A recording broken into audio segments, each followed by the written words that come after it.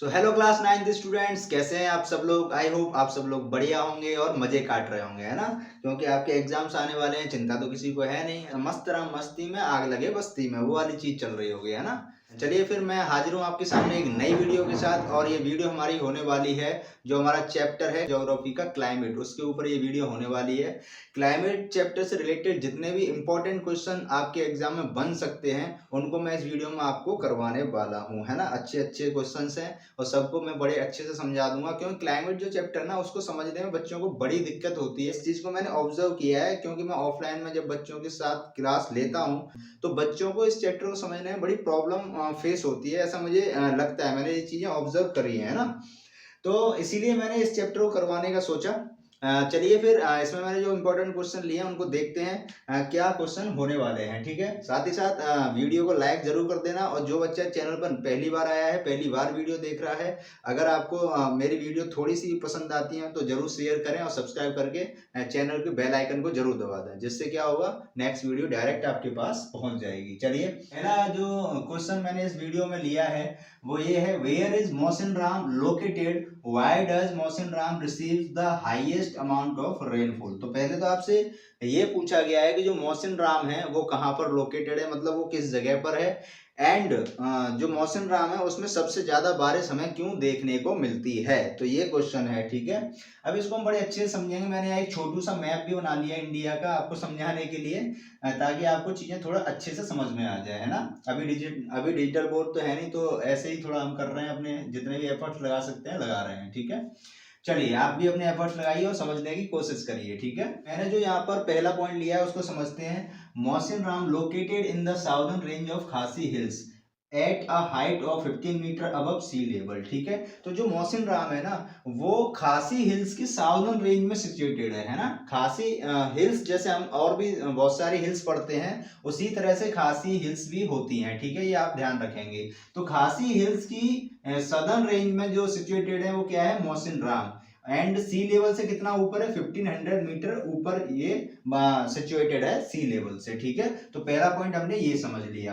अब इस first point में हमें एक और बात समझनी है, वो क्या है, Mawsynram receives highest rainfall in the world about 1140 centimetre. तो आप सोचिए, जो मौसिनराम है ना, पूरी दुनिया के अंदर सबसे ज्यादा रेनफॉल रिसीव करता है। और कितनी रेनफॉल यहाँ पर हो जाती है, 1140 सेंटीमीटर। लगभग हर दिन बारिश होती ही रहती है यहाँ पर। ठीक है, नेक्स्ट पॉइंट हम यहाँ पर समझते हैं, Mawsynram receives the highest rainfall because it is enclosed bye hills on 3 sides. ठीक है, अब मौसिनराम के अंदर सबसे ज्यादा बारिश होती क्यों, उसका एक रीजन है। क्योंकि जो मौसिनराम जगह है जहां पर ये सिचुएटेड है खासी हिल्स पर, वो जगह क्या है, चारों तरफ से एनक्लोज्ड बाय हिल्स, मतलब चारों तरफ से पहाड़ियों से घिरा हुआ इलाका है। ठीक है, relief feature gives this a tunnel shaped location. तो इसकी जो खासियत है वो क्या है, इसके चारों तरफ क्या है, पहाड़ियां हैं, है ना। वो इसको एक टनल शेप देती है, मतलब चारों तरफ से एक तरह से ये बंद हो जाता है, जैसे टनल होती है ना, उस तरीके से इसको एक टनल शेप देने का काम करती है।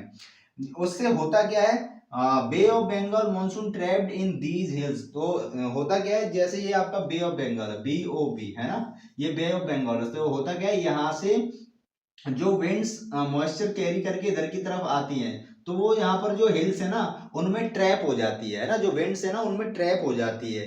तो उसका जो मॉइस्चर होता है ना, फिर उसके कारण क्या होता है, वहां पर प्रेसिपिटेशन हमें देखने को मिलती है। The winds try to get out of it but force to pour down here।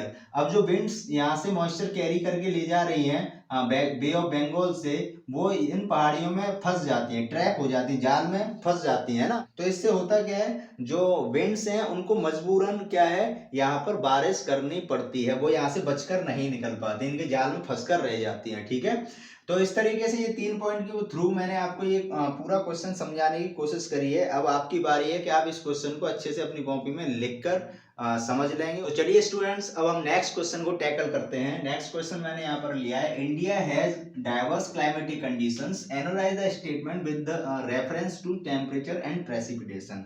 तो हमारी जो इंडिया कंट्री है उसके अंदर हमें डाइवर्स क्लाइमेटिक कंडीशन देखने को मिलती है। ऐसा क्यों है, वो आपको टेम्परेचर और प्रेसिपिटेशन के रेफरेंस में बताना है। चलिए, कोई दिक्कत नहीं है, मैंने यहाँ कुछ बातें लिखी हुई है, उनको मैं अच्छे से आपको समझाता हूँ। ठीक है, तो सबसे पहले हम टेम्परेचर के रेफरेंस में समझेंगे कि टेम्परेचर के बेसिस पे किस तरीके से हमारे इंडिया के अंदर जो क्लाइमेटिक कंडीशन है वो डाइवर्स हमें देखने को मिलती है। देखो सबसे पहले हम बात करें तो मई के महीने में, है ना, मई के महीने में 45 डिग्री सेल्सियस का टेम्परेचर हमें देखने को मिलता है जो नॉर्थ वेस्टर्न पार्ट्स हैं इंडिया के उनके अंदर। अब नॉर्थ वेस्टर्न पार्ट में कौन कौन आता है, जैसे कि यूपी हो गया, आपका राजस्थान हो गया, गुजरात हो गया, है ना, इस तरह के स्टेट, बिहार वगैरह, नॉर्थ पार्ट में, वेस्टर्न पार्ट में जो भी स्टेट्स आते होंगे वो इस टेम्परेचर को यहाँ पर क्या करते होंगे, एक्सपीरियंस करते होंगे। 45 डिग्री सेल्सियस, कभी कभी 47 46 भी चला जाता है, ठीक है। तो बहुत ज्यादा हीट हमें देखने को मिलता है, ठीक है।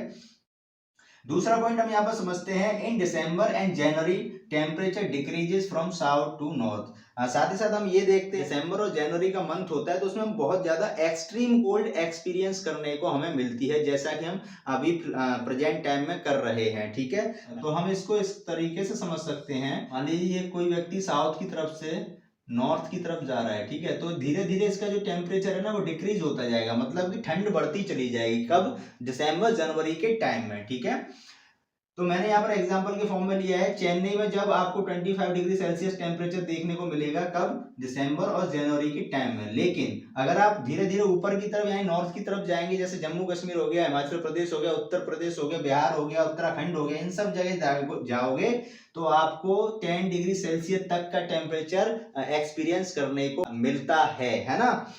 इवन जम्मू कश्मीर यहाँ सब चले जाओगे तो यहाँ तो आपको 0 डिग्री सेल्सियस तक का यानी कि माइनस तक में चले जाते हैं, ठीक है। चलिए, तो ये चीजें आपने अच्छे से समझ ली होंगी, ठीक है। अब दूसरा हम यहाँ पर देखते हैं प्रेसिपिटेशन के रेफरेंस में। तो फर्स्ट पॉइंट हम यहाँ समझेंगे, in June and July windward side of Western Ghats receives very heavy rainfall, ठीक है। अब विंडवर्ड साइड क्या होता है सर, ये तो बता दीजिए थोड़ा सा, तब तो हमें कुछ चीजें क्लियर हो। कोई नहीं, मैं यहाँ पर समझाता हूँ आपको। जैसे मान लीजिए हमारी हिल है, ठीक है, इसमें दो तरह की साइड होती है, एक होती है विंडवर्ड साइड, ठीक है, विंडवर्ड, और एक होती है लीवर्ड, दो तरह की साइड्स होती है बेटा, ठीक है। कोई नहीं, अब जिधर विंड आ रही है, ठीक है, और हिल से टकराकर उधर बारिश हो रही है, क्या हो रही है, बारिश हो रही है, तो बहुत सारी विंड आपकी चल के आ रही है और हिल में टकरा के फिर वहां पर बारिश देखने को हमें मिल रही है। तो यही कहा जा रहा है कि जो वेस्टर्न घाट्स हैं उधर जो विंडवर्ड साइड है ना, जिधर विंड चल के आ रही है बहुत तेज, उधर क्या हो जाता है, बहुत ज्यादा हमें बारिश देखने को मिलती है। लेकिन दूसरी तरफ एक होता है लीवर्ड साइड। लीवर्ड साइड क्या है, इधर हमें हवाएं बिल्कुल नहीं देखने को मिलती, जिसकी वजह से हमें बहुत कम बारिश यहाँ देखने को मिलती है, जैसा कि हम कह सकते हैं राजस्थान में, ठीक है। चलिए, तो ये पॉइंट आपने समझ लिया होगा अच्छे से कि जून जुलाई के मंथ में विंडवर्ड साइड वेस्टर्न घाट्स पे काफी हैवी रेनफॉल हमें देखने को मिलती है। नेक्स्ट पॉइंट हम यहाँ पे समझेंगे, Mawsynram receives the highest rainfall in the world. साथ ही साथ हम ये देखते हैं कि एक एरिया ऐसा है जहां पर पूरे वर्ल्ड में सबसे ज्यादा बारिश देखने को मिलती है, जबकि वो इंडिया के अंदर ही है। तो मौसिन राम में सबसे ज्यादा रेनफॉल हमें देखने को मिलती है। इससे पहले वाले क्वेश्चन में भी मैंने आपको अच्छे से समझा दिया था, है ना, कि 1140 सेंटीमीटर तक की बारिश हमें यहाँ पर देखने को मिलती है। नेक्स्ट पॉइंट हम यहाँ समझेंगे, Rajasthan and parts of Gujarat gets scanty rainfall. अब एक जगह हमें यहाँ पर पूरे वर्ल्ड में सबसे ज्यादा रेनफॉल देखने को मिलती है, जबकि इंडिया का ही पार्ट है। साथ ही साथ राजस्थान भी इंडिया का ही पार्ट है, गुजरात भी इंडिया का पार्ट है, लेकिन वहां पर हमें बहुत कम बारिश देखने को मिलती है। इवन वहां पर सूखा पड़ जाता है, ऐसी स्थिति भी हमें देखने को मिलती है, ठीक है। अब वो होता क्यों, मैंने वही रीजन बताया, लीवर्ड साइड की वजह से। तो जो गुजरात राजस्थान ये पड़ रहे हैं आपके, ये लीवर्ड साइड में पड़ जाते हैं ना, यहाँ पर हमें इस वजह से कम बारिश देखने को मिलती है। तो ये क्वेश्चन था कि किस तरीके से हमारी कंट्री के अंदर जो है क्लाइमेटिक कंडीशन डाइवर्स फॉर्म में हमें देखने को मिलती हैं। तो मुझे लगता है मैंने इस क्वेश्चन को आपको अच्छे से समझा दिया होगा और आपने भी बहुत अच्छे से समझा होगा। आप मेरे साथ बहुत अच्छे से कोऑपरेट कर रहे हैं, ऐसा मैं सोचता हूँ, ठीक है। चलिए नेक्स्ट क्वेश्चन को समझते हैं। नेक्स्ट क्वेश्चन को समझने की बारी आ चुकी है। नेक्स्ट क्वेश्चन मैंने यहाँ पर लिया है, what are the factors affecting climate of India. वो कौन से फैक्टर्स हैं जो इंडिया की क्लाइमेट को अफेक्ट करते हैं, ठीक है। चलिए हम यहाँ पर अच्छे से इनको समझते हैं। 4 पॉइंट में मैंने बातें समझाने की कोशिश कर रहा हूँ यहाँ पर, ठीक है। चलिए पहला हम समझते हैं लैटिट्यूड, है ना। लैटिट्यूड किस तरीके से हमारी जो क्लाइमेट है उसको अफेक्ट करता है। तो पहले समझेंगे, temperature decreases from equator to poles, है ना। तो क्या होता है, जो टेम्परेचर है ना वो इक्वेटर से पोल्स की तरफ हम जाते हैं तो टेम्परेचर जो है वो डिक्रीज होता जाता है। जैसे हम यहाँ पर एक छोटू से डायग्राम से समझने की कोशिश करेंगे। ये मैंने जो जीरो बना रखा है ये हमारा इक्वेटर है, ठीक है। और इससे जब ऊपर की तरफ हम जाते हैं, ये पोल है, ठीक है, तो पोल्स की तरफ हम जाते हैं तो उधर टेम्परेचर डिक्रीज होता चला जाता है, ठीक है। तो ये लैटिट्यूडली हम इसको समझ रहे हैं, ठीक है। अब ऐसा हो क्यों रहा है बच्चों, ये समझना बहुत जरूरी है। क्यों? देखिए मान लीजिए ये सन है और ये अर्थ है, ठीक है। तो जो सन की रेज है ना, वो पोल्स की तरफ पहुंचते पहुंचते बहुत हल्की पड़ जाती है, फेंट हो जाती है ना। फेंट मतलब बहुत बहुत हल्की पड़ जाती है, ठीक है। मतलब जो पोल्स है उनकी ऊंचाई इतनी ऊपर हो जाती है कि जो रेज है ना वो स्लैंटिंग एंगल में चली जाती है, ठीक है। तो उससे क्या है, उतनी इंटेंसिटी उनके अंदर नहीं रह जाती, ठीक है, जितनी इंटेंसिटी यहाँ पर हमें देखने को मिलती है इक्वेटर पर, ठीक है। क्योंकि यहाँ पर डायरेक्ट पड़ रही है, लेकिन यहाँ पर ऐसे तिरछी उसमें जा रही है, ठीक है। तो ये हमने समझ लिया। अगला हम समझेंगे, places located on lower latitude are hotter than higher latitude, ठीक है। तो वो जगह है, वो प्लेस जो लोअर लैटिट्यूड पर सिचुएटेड होते हैं, यानी कि जैसे मान लीजिए यहाँ पर कोई प्लेस सिचुएटेड है इक्वेटर के आसपास, तो वो ज्यादा गर्म होगा कंपैरेटिवली हायर ऑल्टीट्यूड वाला। तो वो मैंने पहले ही समझा दिया। जैसे जैसे लैटिट्यूड ऊपर की तरफ जाएगा तो जो कंडीशन है वो उसमें क्या है, टेम्परेचर डिक्रीज होता चला जाएगा, ठीक है। और वो मैंने समझा दिया कि जो सन की रेज है वो वहां पर बहुत कम पहुंचती है, इस वजह से वहां पर क्या है, हमें ठंड ज्यादा फील होती है, टेम्परेचर में ज्यादा डिक्रीज देखने को मिलता है। Next question, sorry next point हम यहाँ पे समझेंगे ऑल्टीट्यूड के रेफरेंस में। At higher altitude the atmosphere becomes less dense. जैसे जैसे ऑल्टीट्यूड ऊपर की तरफ बढ़ता चला जाता है, जैसे जैसे हम ऊपर की तरफ जाते जाते हैं, है ना, तो वहां पर क्या है, जो एटमॉस्फेयर की जो डेंसिटी है वो कम होती चली जाती है। ये आप साइंस में भी पढ़ते होंगे, ठीक है। और डेंसिटी कम होने की वजह से जो टेम्परेचर है वो धीरे धीरे डिक्रीज होता चला जाता है।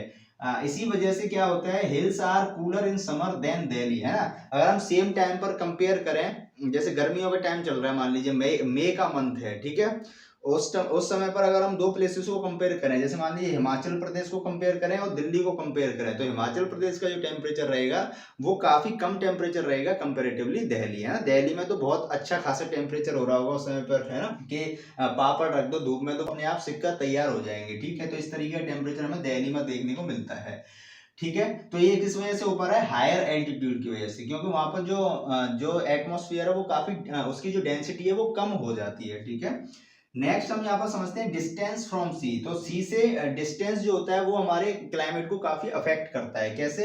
आप किसी स्टेट में रह रहे हैं तो उस स्टेट का डिस्टेंस सी से जितना ज्यादा होता जाएगा, मतलब दूरी जितनी ज्यादा होती जाएगी समुद्र से, यानी कि उसका जो मॉडरेटिंग इफेक्ट है ना, जो सी अपना होता है, समुद्र जो होता है उसका जो मॉडरेटिंग इफेक्ट है वो कम होता चला जाता है। जितना दूर प्लेस सी से जाएगा उतना ही उसका मॉडरेटिंग इफेक्ट कम होता चला जाएगा। और उसी वजह से हमें यहाँ पर एक्सट्रीम हॉट और extreme cold, extreme weather situation हमें यहाँ पर देखने को मिलती हैं। जैसे कोई बच्चा यूपी में रहता हो वो इस चीज को समझ सकता है, तो वो इस चीज को फील कर सकता है, मतलब जो समुद्र से दूर है, कि वहां पर बहुत ज्यादा एक्सट्रीम कोल्ड और एक्सट्रीम हॉट आपको देखने को मिलता है, ठीक है।